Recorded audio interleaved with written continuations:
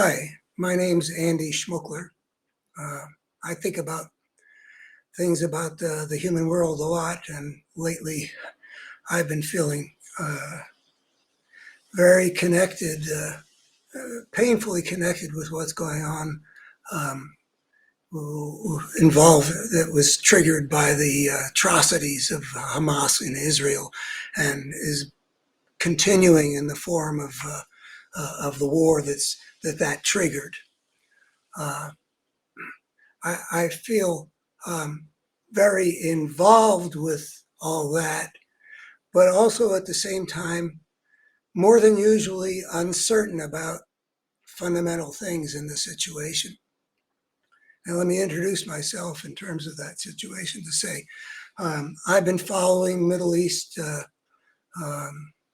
Israeli-Arab conflict, as it was then called, or soon called, since 1956, which is the year of what was called the Suez Crisis. And I was 10 years old, and that was one of two big world events that got my attention, and I've paid attention to the news pretty closely. It's funny, it's closer to 70 years than it is to 60. So that's one thing. Another thing is, I have a little bit of some years involved in international affairs.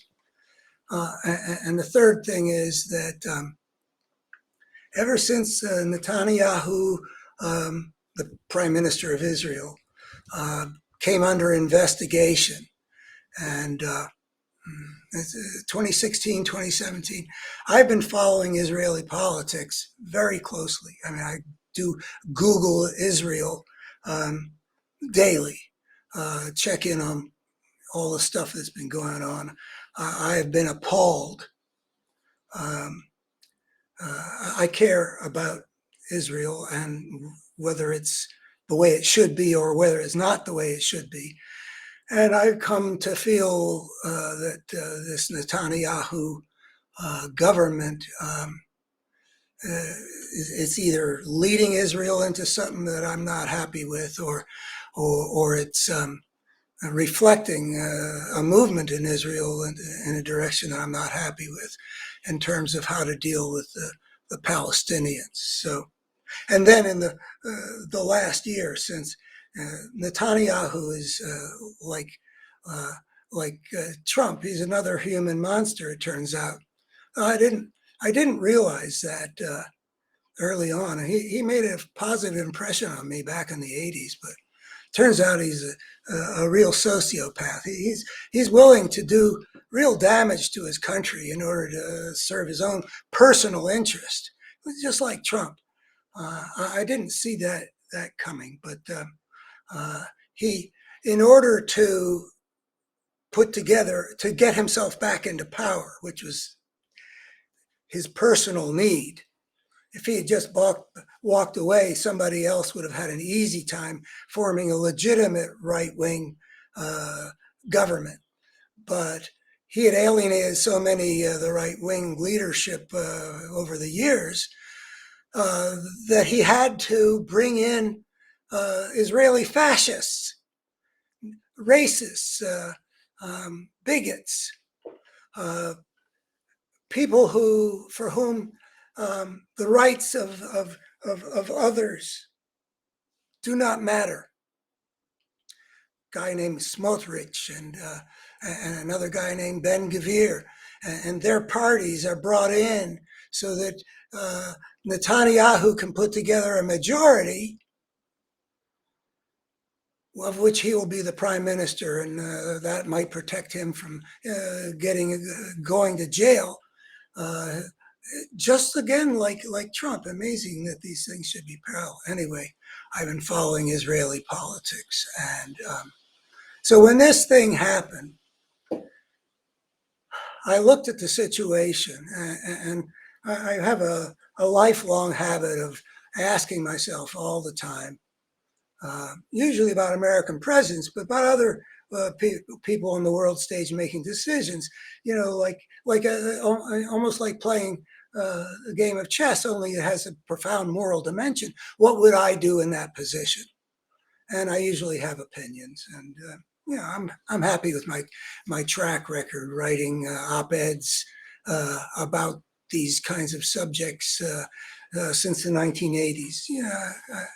I hope someday somebody will look to see what my batting average was. But anyway, I looked at this situation that Israeli decision makers found themselves in the immediate aftermath of this huge traumatic event, like 15 9/11s, and with much bigger implications than we ever faced with 9/11.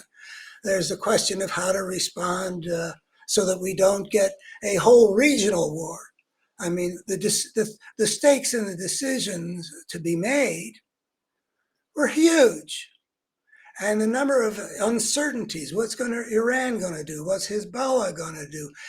How can this be played so that Israel's image in the world is not going to be terrible because the enemy we have to strike at is completely interwoven with a city of 2.2 million people. I mean, when I looked at that decision, I had never, ever seen anything as complicated.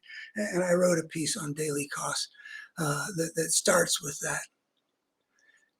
And another thing that made it really difficult is there was a paradox that was built into the thing, which is it looked like Israel had to do something that would basically play into Hamas's hands.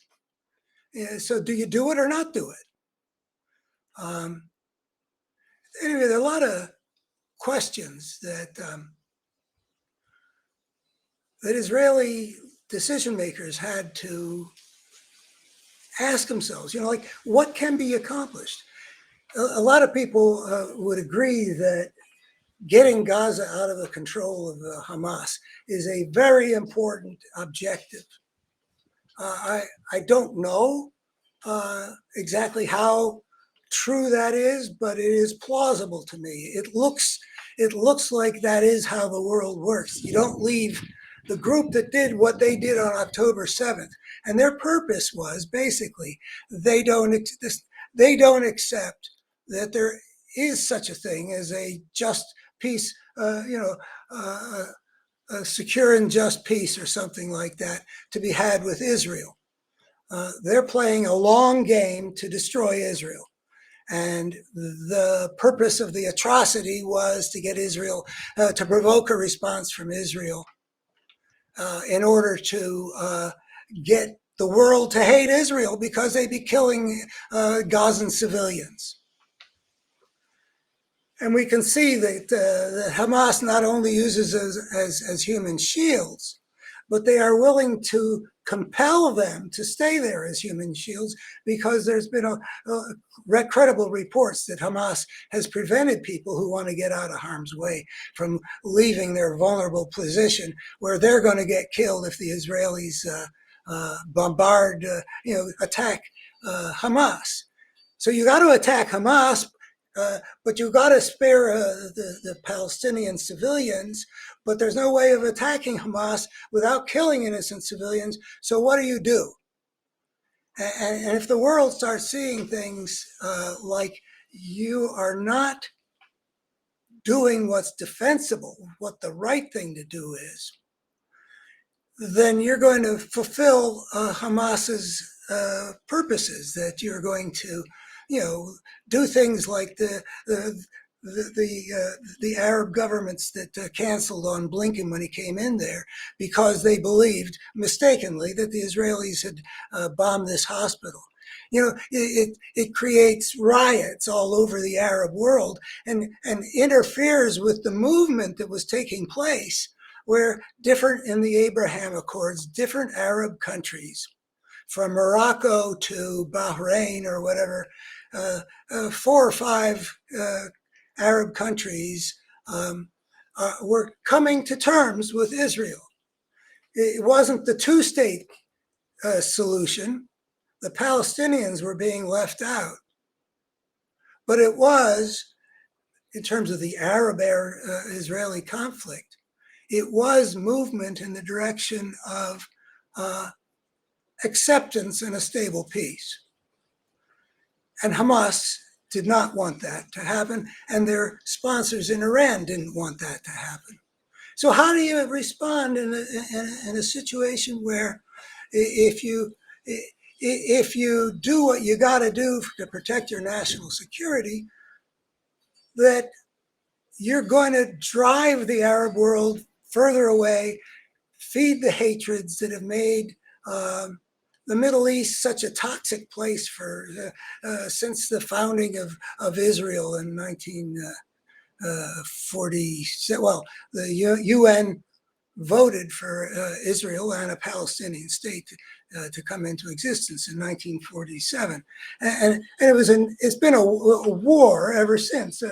Usually cold, but hot in 1948, hot in 1956, maybe, if you, and 67 and 73.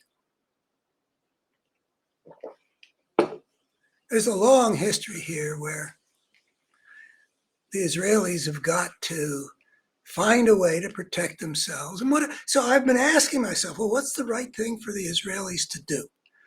And I just got to tell you, I don't know. And I've written a half dozen pieces about this situation, and every one of them, I emphasize, I want the Israelis to do the right thing to do, considering all the values at stake. And I got no clue what that is. I don't know what's achievable. I don't know what the cost of achieving it would be. I mean, they say, destroy Hamas. Can you do it? How do you do it?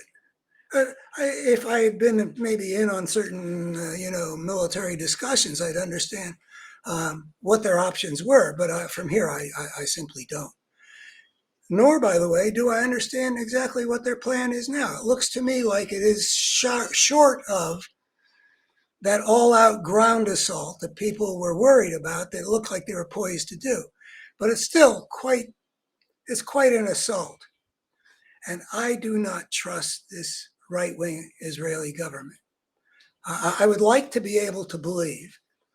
I think it's possible they're doing the right thing, but I'm really worried that they're not, and that they are too far into the aggressive mode. But again, I really am not in a position to say, but I know this right-wing government.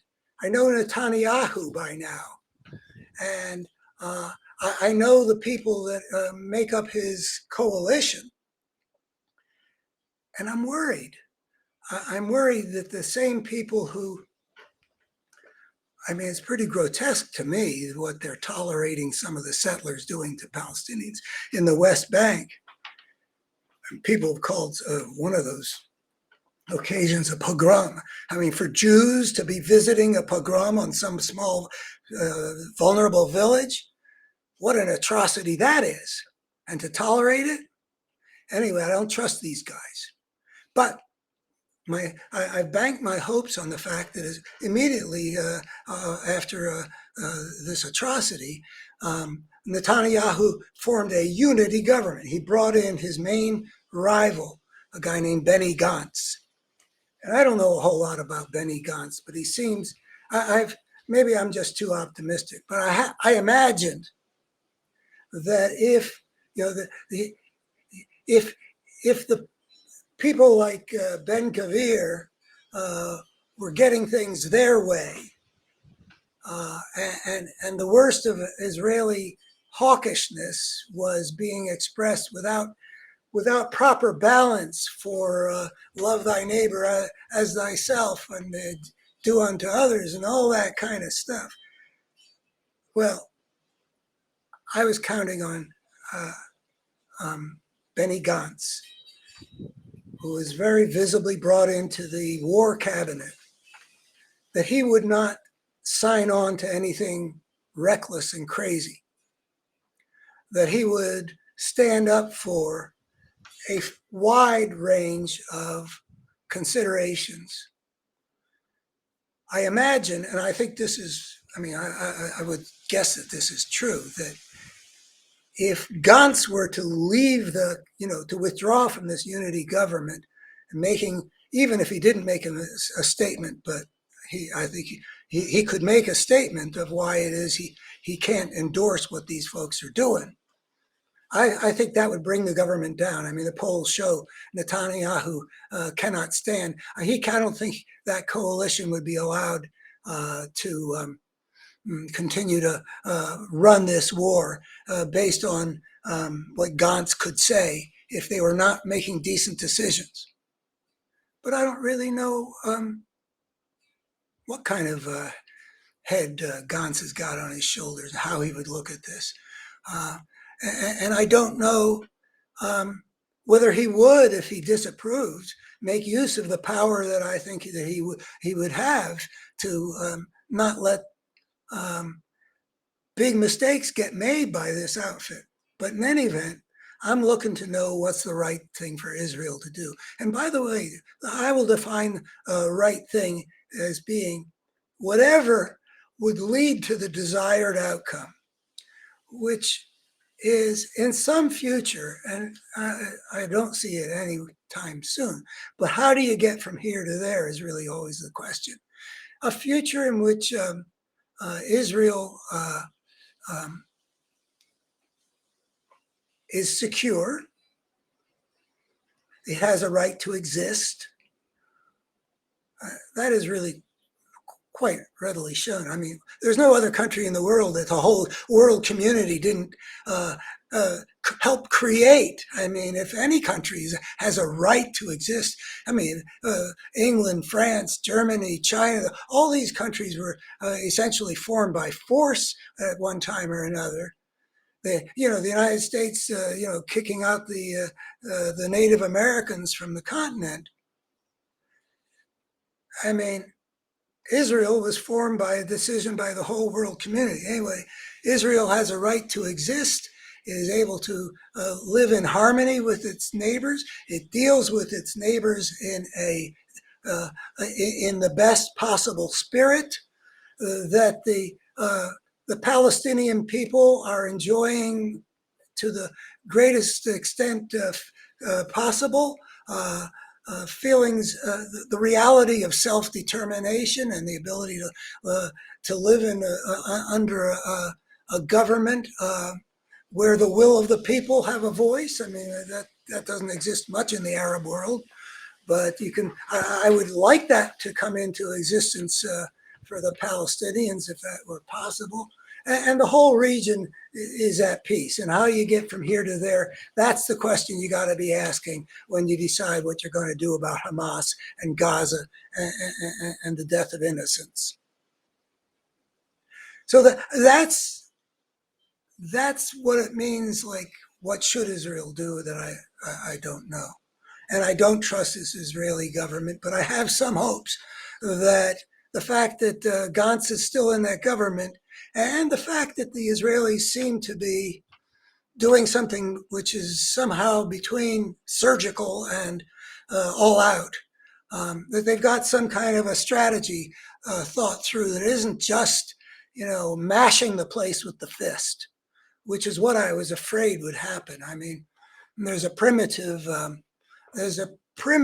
impulse that we Americans had and that the Israelis surely had, which has got to do with striking back, vengeance. And clearly that is a very dangerous way to allow govern the behavior of nations.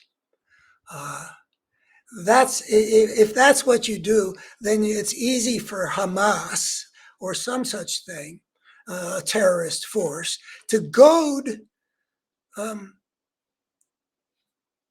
what should be the good guys into playing into their hands.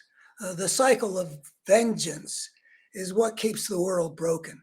How do you make the world more whole?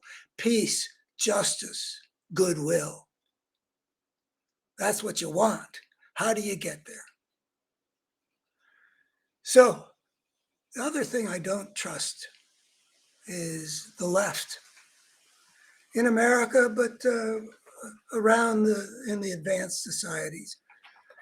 There's some naive stuff and some ugly stuff that comes up on the left when it comes to Israel. I won't talk about the ugly stuff, I don't think. But the naive stuff, it's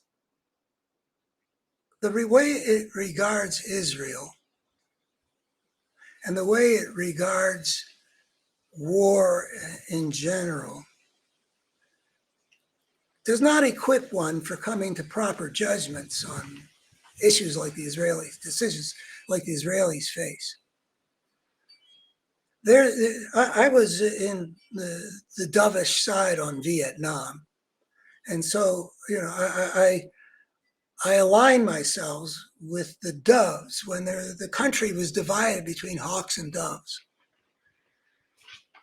and there were defects in the dovish side that would show themselves in various ways, one of which amounted to it was a failure to recognize that in the world as it is, an anarchic system of societies, sovereign societies that are inevitably in some kind of war of all against all, that there is a need to have and to wield power, or one will get destroyed. These situations have come up since the beginning of civilization. And sometimes you don't have the choice you want, which is to mind your own business, live in peace. Look how World War II came about. Sometimes you are compelled. And the Doves contained a faction that did not recognize that there's a bitter truth that sometimes you have to engage in war, and sometimes you have to contribute to ugly things happening, like maybe the death of civilians in Gaza, maybe. Certainly there have been a lot of civilians that have died in a lot of other situations, even in just causes.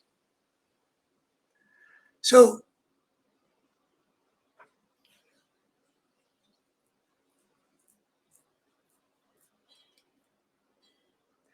there's a part of the left I don't trust when they call for a ceasefire, because they've got the too simple-minded a view of what our options are.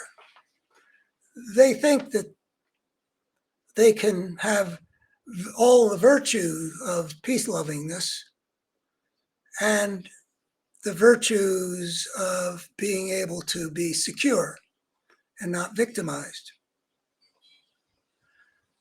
Then there's another thing which involves Israel in particular. I spent time in the San Francisco Bay Area around the turn of the 60s into 70s, and I got to know components of the left and how they thought about Israel. And I think it's a mostly defective way of looking at Israel. The left, a lot of the left forms around sort of post-Marxian ways of looking at the problem of Western imperialism. That's a real big thing. The Western powers, the capitalist system, go out and third world, make colonies, exploit, victimize the native peoples.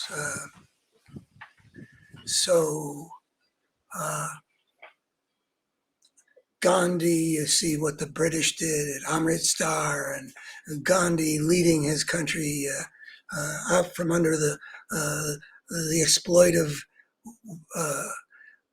dominance of the British Empire. That's what the left loves, and there's a lot of good reason to love it. I mean, Western imperialism, it was an ugly thing in many ways. Whenever people are willing to use other people, take what's theirs, to arrogate to themselves, that's the human world in bad condition. The left has tended to look at Israel as a implant of European colonialism, imperialism, uh, taking control of land that belongs to this third world people, the Palestinian people. There's an element of that. Um, you can say that is a component of it, but it's a small component. The real history of the establishment of a Jewish state in this area it involves a lot more organic, human, uh, responsible, fair ways in which things were getting established in that region um, that eventually led through a process which did have conflict in it, but there was legitimacy also, and the world ratified it, as I said earlier. So um, the thing that makes me distrust much of the left calling for a ceasefire now, first of all, it seems true that a ceasefire is basically declaring Hamas a victory for Hamas in this conflict, a conflict that they began the way that they began it. They'd be rewarded by by those calling for a ceasefire, because the only way you get a ceasefire means you don't get to change the status quo that led to this kind of ferocious victimization, 15 9/11s inflicted on a country that suddenly realizes its right to exist is under threat. Oh, and by the way, is there another country that needs to concern itself about its right to exist?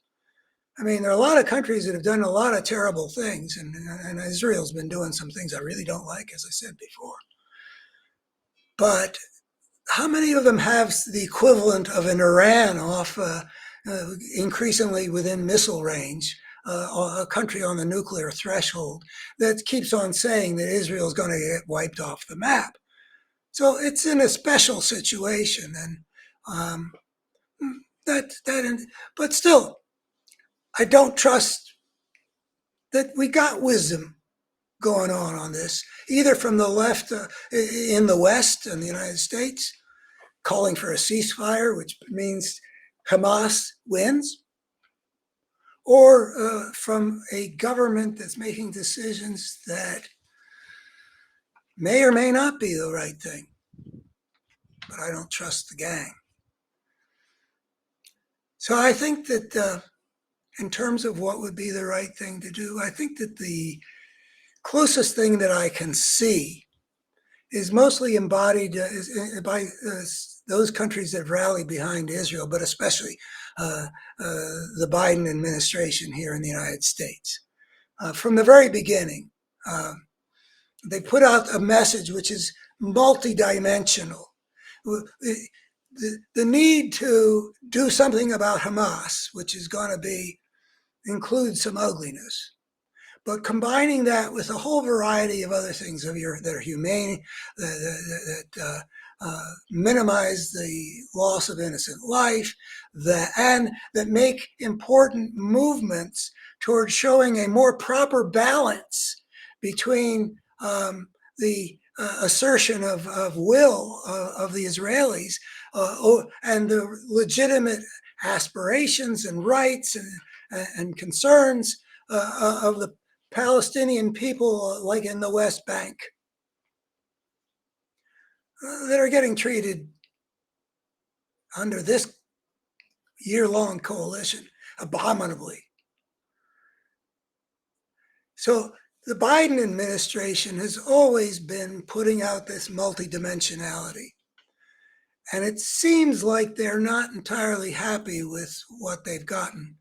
But it does seem also like they're getting some movement on the Israeli side in the direction of the things that the Biden administration has called for. But I do wish that this Israeli government was being more outspoken and quicker on the draw to do the right things. I mean, until they start doing something about settler violence against Palestinians, I will not believe that they are serious about seeking a balance, the proper balance.